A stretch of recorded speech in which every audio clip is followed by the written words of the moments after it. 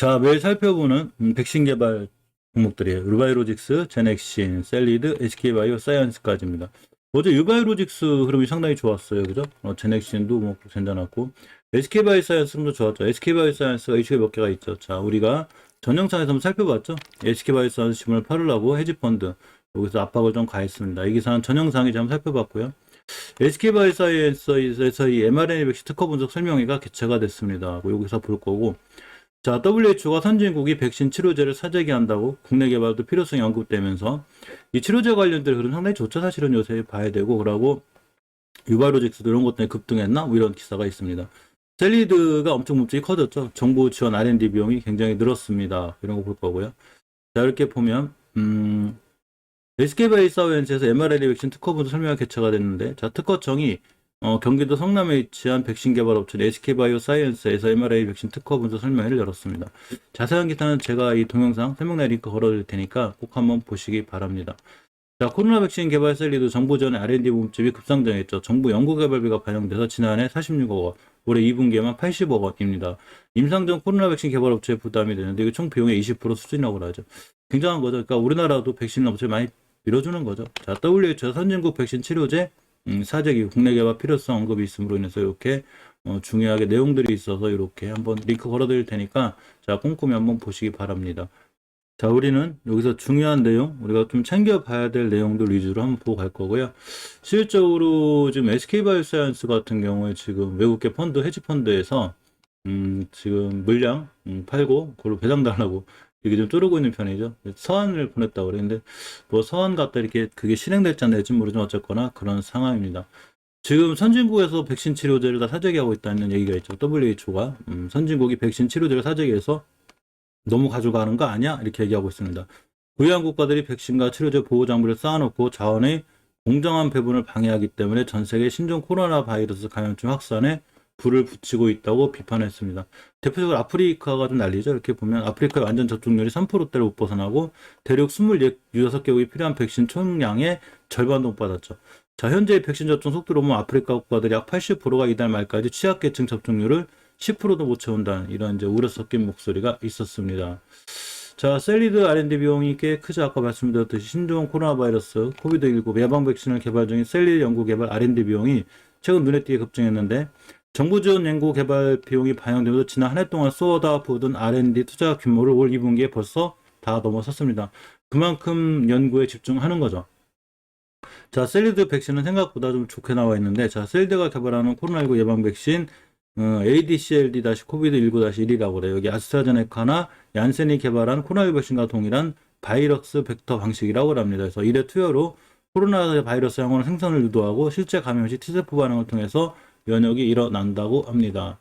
자, SK바이오사이언스 어제 mRNA 관련해서 기사가 있었는데, 자, 특허청은 9일 경기도 성남에 위치한 SK바이오사이언스 mRNA 백신 특허 설명을 열었는데, 여기서 안재욱 SK바이오사이언스 대표가 이번 mRNA 특허 분석 결과를 활용하면 향후 백신 연구 개발 방향을 결정하는데 큰 도움이 될 걸로 기대한다고 말했습니다. 자, 이것 때문이니까 어쨌거나 어제 전체적으로 SK바이오사이언스가 주가가 좋았는데, 자, 먼저 조금 상승이 초기 전 유바이로직스를 보면 이 친구 외국인들이 조금 이렇게 사모으고 있더라고요. 꾸준히 사모으고 있는데, 자, 어제도 약간 사모았습니다. 이렇게 보면 8월달 이게 하루하루 수급보다는 전체적으로 8월달부터 보면 이렇게 많이 사모았죠. 3일 좀 나가긴 했어. 사모았고 어제 기관 투신도 수급이 들어왔습니다. 어쨌거나 연기금은 이제 아무것도 안 하고 있곤 한데 어쨌거나 좀 들어오고 있고, 월봉에서 보면 수세가 5개월선 이해를 돌아주는 좀 좋은 상황이 있죠. 주봉에서 보면 요렇게 이제 이 20주선 20주선을 지켜주는 게 중요하다고 그랬죠. 오늘이 금요일인데 어제 꼬리 달고 올려놨기 때문에 오늘 잘하면 지켜줄 확률이 있어요. 오늘만 잘 지켜주면 잘 괜찮고, 어제 요렇게 그나마 반등하였습니다. 추세가 유지될 수 있는 확률이 있죠. 자, 제넥신을 보면 이 임상을 좀 변경했죠. 우리 부스터샷으로 갈 거야. 우리 부스터샷 위주로 개발하겠어. 이렇게 하면 이 시장에서 조금 왜 하던 대로 안 하지? 그러면서 이제 약간 이제 이 좀 급락하는 현상이 있었고, 일단 월봉에서 추세가 우하향이죠.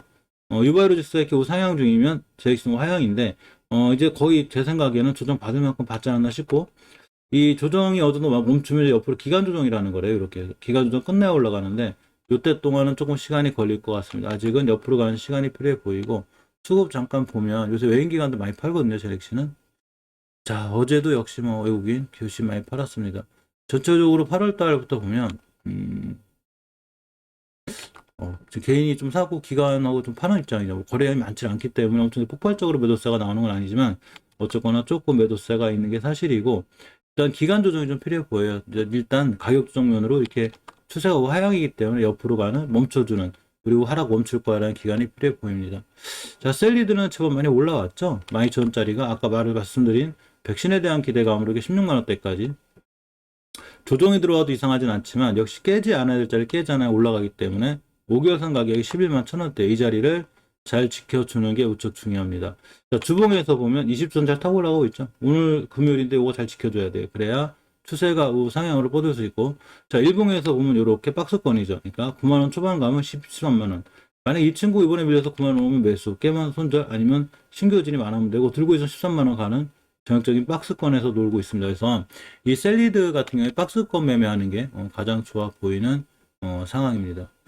자, SK바이오 사이언스를 보면 어제 말씀드렸듯이 좀 압박이 있었죠. 헤지펀드에 그럼 좀 떨어졌는데 이 친구 일단은 예전에 박스권에서 1차 상승해놨죠. 이렇게 이제 2차 상승 박스권 이렇게 박스권이라도 좀 매매하기가 쉬워요.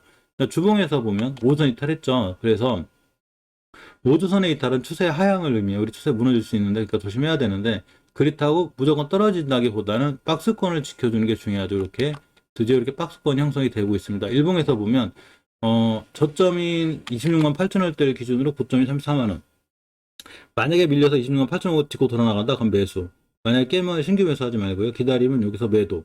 돌파 안착해주고 다시 날아갈 수 있습니다. 이게 뭐냐면 삼성에 대한 눈치 보기가 있죠.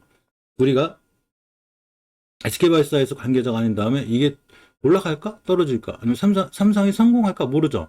그렇기 때문에 삼성 성공에 대한 기대감에 대한 약간의 우려와 또 기대, 반반이죠. 그렇기 때문에 박스권에 갇힐 확률이 있어요. 물론 갇히지 않고 떨어진다면 아무래도 좀 잘못된 것 같고 또 돌파해서 올라가면 우리가 생각한 것보다 잘 나올 것 같죠. 그러니까 박스권 위주로다가 매수 매도를 진행하는 게 상당히 좋아 보입니다. 우리가 백신 개발 업체들을 살펴보기도 하지만 우리나라 시장 전체 흐름도 이해를 해야 되기 때문에 잠시 해외 증시 보고 갈게요. 우리나라 해외 증시 영향을 조금 받죠. 자, 이 미국 시장이 끝났는데 다우 산업 0.43%, 조금 더 밀렸네. 아까 살펴볼 때보다 나스닥 0.25%, S&P가 0.46% 정도 밀렸습니다. 아무래도 고점에 대한 부담감이 있고 유럽에서 테이퍼링, 유럽 자산 매입 규모 축소하기로 했죠.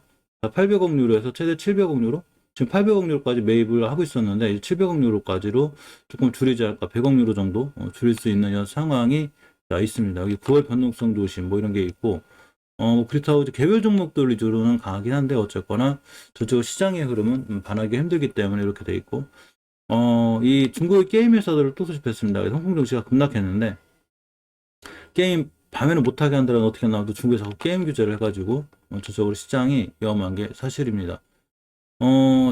이 우리나라 시장은 미국 시장에 대한 영향을 조금 받기 때문에 오늘 시장이 물론 이제 어제 선물 옵션 동시 만기일이 끝나서 조금 좀 살아났으면 하는데 조금은 추이에 투자의 주의를 기해 주시고, 신용융자 잔고가 25조를 또 넘었어요. 그러면 이게 증시 내관이 될 수 있어요. 외국인들이 살짝 매도하면 반대 매매가 나올 수 있기 때문에 지수 무너지면서 항상 신용 대출은 본인이 감당할 수 있는 수준, 여기서 하시는 게 제일 좋은 것 같습니다.